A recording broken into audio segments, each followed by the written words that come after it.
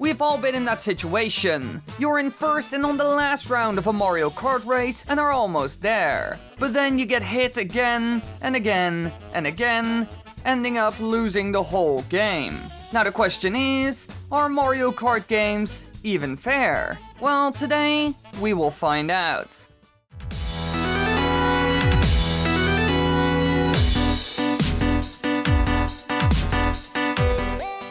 Alright, we all hear this claim every single time we play any Mario Kart game with friends. The game is unfair. For years, people have said this at every point in the series, from the early SNES to the current Switch generation. Everyone blames the game and everything attached to it, even if it was their own fault. But are any of their claims actually true? Well, for this we will look at the following things: the items, characters, and AI in every single main console game.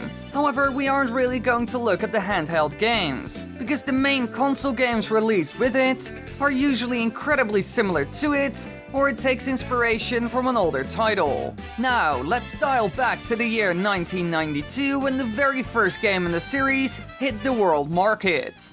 The first Mario Kart game was quite basic compared to the more modern ones. It even used a little trick to create a semi-3D look, because the console wasn't powerful enough to make it real. But that's not too important. It doesn't make the game unfair in any way. It's just something to get used to. So we will start by looking at the items. There were a total of 9, which isn't a whole lot. So this already limits its impact on the game. Now, how the boxes function in this game is actually quite interesting.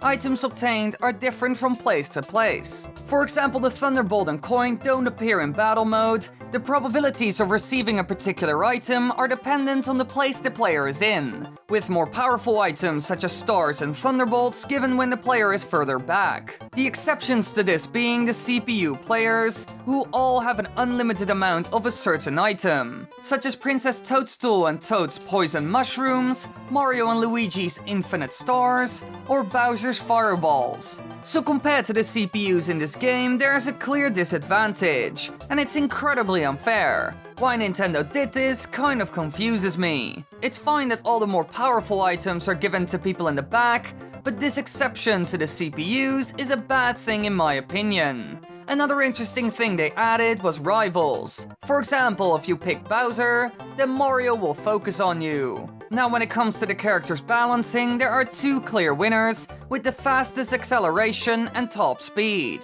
Koopa Troopa and Toad. If you look at this graph, you can see the speed of certain character groups in the game. The orange-yellowish line has the fastest acceleration and also long-term speed, while the worst ones to pick appear to be Bowser and Donkey Kong Jr. They can reach the highest of all of them, however they pick up speed incredibly slow, making them a lot worse compared to Toad and Koopa Troopa, who are almost as fast at their top speed. Still, playstyles is a huge factor here, but out of all of them, those 2 are the best of both worlds. Now for the AI in this game. We already know they have an advantage with items, but there is another ability they can use to beat you: the infamous rubber banding. This is an effect in dynamic game difficulty balancing where AI characters with a more severe disadvantage are harder to beat and vice versa. In Mario Kart, they gain a lot of speed out of nowhere and use this to beat you, which is incredibly unfair, of course. They can become twice as fast out of nowhere. They don't even need an item to do this. But you, the player, can also trick them because their AI wasn't that good. For example, they only use their items at a certain distance, so if you're too close, they won't use them.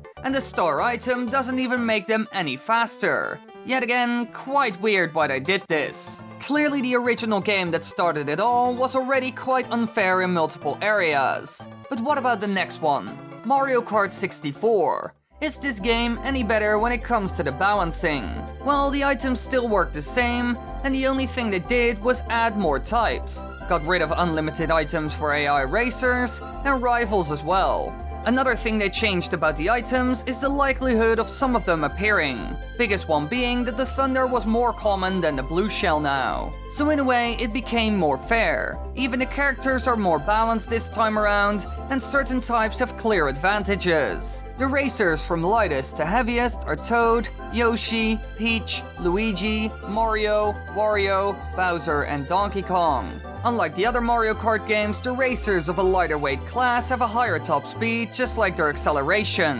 However, light racers are more prone to spinning out of collision with heavier racers and can lose a balloon in battle mode for that collision. So now it really comes down to playstyle, and there are clear pros and cons.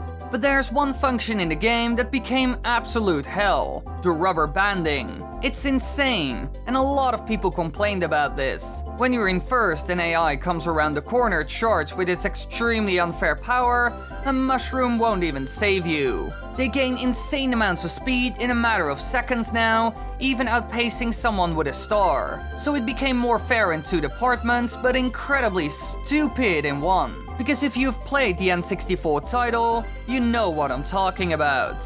Now the next game in the series is Double Dash, and here a new mechanic was added: 2 racers for every kart. Another thing they changed here is how the weight class is decided. This time it's the karts. The game includes 21 to choose from and are all categorized by weight. Generally, lightweight karts have a good acceleration and handling and are easily able to traverse rough terrain, but have low top speeds, can be knocked around by larger ones, and can hold only light racers. Heavyweight karts usually have high top speeds, can knock around many smaller karts, but they have poor acceleration, steering, off-road handling, and can only be manned if there is at least one heavy character. Middleweight karts' performance are well balanced, but they cannot hold heavy characters. However, there are exceptions to this, such as the barrel train and boo pipes. You will have to unlock them all, and only a total of 8 are available from the start. This is somewhat unfair, but Mario Kart isn't the only game to have things like this, and it also adds something fun to the game. The game didn't include online anyway, so you can't take on someone through that and have an unfair advantage. Another thing they changed is the amount of rubber banding. It's less severe now, luckily enough, but it still exists. Besides that, AI became a lot smarter in every game from this point onward, which is always a good thing. However, yet again, Nintendo adds something that kind of makes it unfair when it comes to the items: the infamous double boxes. As the name implies, you can get a lot more items now in a shorter amount of time, increasing the chance of being hit by something like a green or red shell, bombs, chain chomps, and more. You can even switch between the two, giving you even more options and making it easier to use a powerful item. This makes it way harder to stay at the top, but easier to climb up the ranks. Besides that, 8th to 5th place will become hell because of the high drop chance of shells. And since they also increase the chance of getting the blue shell, being number 1 can be hard, because it doesn't go over the ground anymore, so on its way there, it doesn't hit anyone. Something else they added was special items for characters, which can be unfair because some are a lot better than others. For example, the huge banana that the Kongs can use is not as useful as the chain chomp of the babies. There are even 2 characters that can use all the specials, PD Piranha and King Boo, which gives them quite a big advantage. So this time around, the items are a big thing that makes it unbalanced. However, it's a huge improvement compared to the previous titles. Now for the most popular game in the entire series that almost everyone has played: Mario Kart Wii. Here we go back to the single item boxes, making the game a lot less hectic and item heavy, making it more fair as well. Besides that, different karts and character weight classes return, but it's not very different from any of the previous. The one thing they changed is that there are 12 racers now, so there are more players that can annoy you and make life hard. And that's kind of it. Overall, none of the things in the game are extremely unfair, so this is actually the best game so far. But what about the most recent title that was also ported to the Nintendo Switch? Mario Kart 8 Deluxe.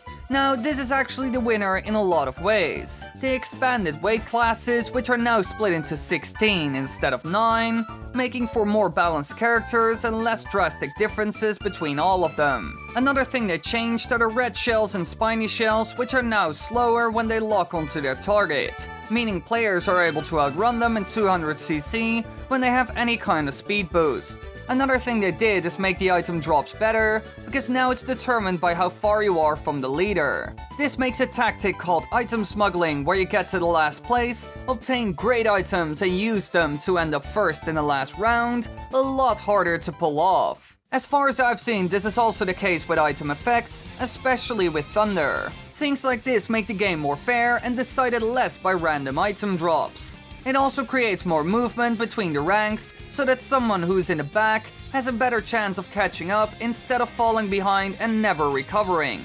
Even rubber banding is almost gone. The only thing similar to it that's left is how the items work now. However, they added one thing to make things worse. The double item box is returned, but you can't switch items. This increases the likelihood of getting hit with annoying items more, especially with the total of 12 players. So while it does a lot to create a good balance, this kind of ruins it. Now, after looking into all of these Mario Kart games, we can come to one conclusion. The Wii, Wii U, and Switch version are the most fair out of all of them. But one way or another, there will always be things that make no sense to you and will get you for stupid reasons. Random chance will never disappear out of the games. Sure, over time the rubber banding became less, AI became better, item drops are more fair now, and there isn't one character or card that's extremely overpowered, but luck is something that will never disappear, sadly enough. The only thing you can do now to become better is practice. In the game, taking short corners, doing your power slides at the right time and way,